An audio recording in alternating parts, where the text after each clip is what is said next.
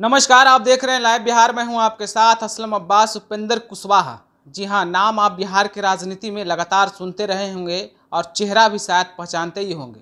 Janata Dal you में थे, उसके बाद बाहर आए, कई गंभीर आरोप नीतीश कुमार पर लगाए और कितना कुछ हुआ, ये राजनीतिक घटनाक्रम चलता रहा। लेकिन उपेंद्र कुशवाहा आखिरकार जदयू से अलग हो गए। अब पूरी विरासत को अपने साथ लेने के और अपने साथ चलाने की बात को कहकर राष्ट्रीय लोक जनता दल का निर्माण किया। लेकिन सबसे बड़ा सवाल था कि उपेंद्र कुशवाहा का अगला कदम क्या होगा। जिस तरीके से बिहार के राजनीति में नीतीश कुमार पर वो हमलावर दिख रहे थे और साफ तौर पर कह रहे थे कि नीतीश कुमार का समीकरण, अब पूरी विरासत जो है खत्म हो गई। नीतीश कुमार कुछ लोगों के साथ सिमट गए हैं, अब पूरी बिहार की बागडोर उपेंद्र कुशवाहा के साथ चलेगी। तो अगला राजनीतिक कदम क्या होगा वो शायद अब साफ हो गया है, पूरी तरीके से स्पष्ट हो गया है। बादल के कोहरे साफ हो गए हैं। बात अगर करें उपेंद्र कुशवाहा की, तब वो 2024 का लोकसभा चुनाव एनडीए के साथ पक्का समझिए कि वो लड़ने जा रहे हैं और एनडीए के साथ ही चुनावी मैदान में होंगे।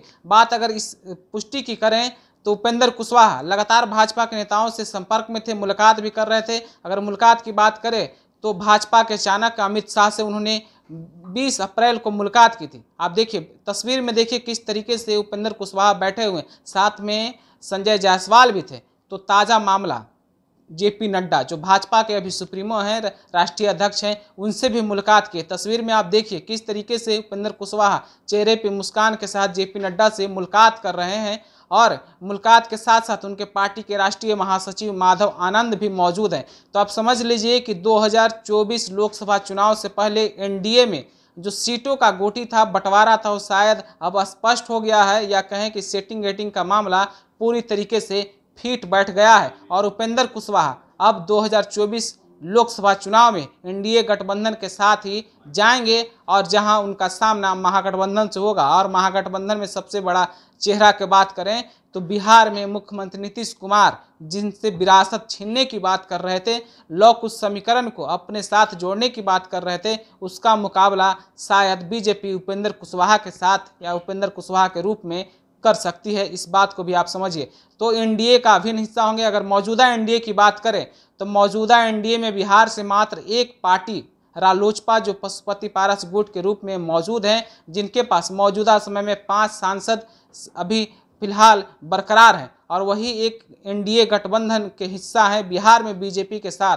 और 2024 आने से पहले पहले कितने लोग एनडीए का हिस्सा हो सकते हैं या नहीं हो सकते हैं, भविष्य का बात है। लेकिन आप समझ लीजिए कि चिराग पासवान का भी एनडीए की तरफ झुकाव है, चाहे वो सिक्योरिटी का मामला हो या फिर उनके चुनावी प्रचार का मामला हो। तो दूसरी तरफ मुकेश सहनी भी एनडीए के दरवाजे पर बार बार दस्तक दे रहे हैं। तो दूसरी तरफ डोरे जीतन राम मांझी की तरफ भी डाले जा रहे हैं, और शायद जीतन राम मांझी का मन कब बदल जाए, कब डगमगा जाए और वो भी एनडीए का हिस्सा हो जाए, ये इसमें भी कहना कोई आश्चर्यजनक बात नहीं होगा। लेकिन फिलहाल एनडीए का एक ही हिस्सा रालोचपा के रूप में, जो पशुपति पारस गुट के रूप में है, वो अभी मौजूद हैं। और बिहार में 2024 चुनाव से पहले एनडीए का हिस्सा, संभावित हिस्साओं का नाम आपको मैंने बताया है, आपने सुना भी है। लेकिन उपेंद्र कुशवाहा का लगभग समझ लीजिए कि एनडीए के साथ जाना तय हो गया है और पक्का हो गया। जो तस्वीरें, एक तस्वीर 1000 शब्द को बताने के लिए काफ़ी होता है, उससे आप ज़रूर समझ सकते हैं और देख भी सकते हैं कि क्या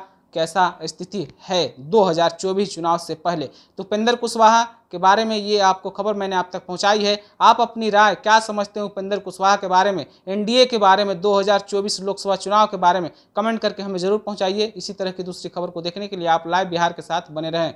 आपका बहुत बहुत धन्यवाद। लाइव बिहार यूट्यूब पर सब्सक्राइब और फेसबुक पर लाइक ज़रूर करें।